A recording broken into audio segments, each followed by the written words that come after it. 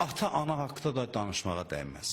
Yəni, o qədər dəyərlidir. Bir adam atasına və ya anasına bir yaxşılıq eləsin. Ata-ananın ürəyində sevinc var. Şad oldu oğlumun, qızımın bu hərəkətindən. Ata ürəyində desin ki, Allah sənə kömək olsun. Hədis var ki, bu dua qayıtmaz. Bu dua qəbuldur, zamindir Allah. Ata sevinib, şad olsun. Ana sevinsin, şad olsun. O halda övladı dua eləsin. O duanın qayıtmaq ehtimalı yoxdur.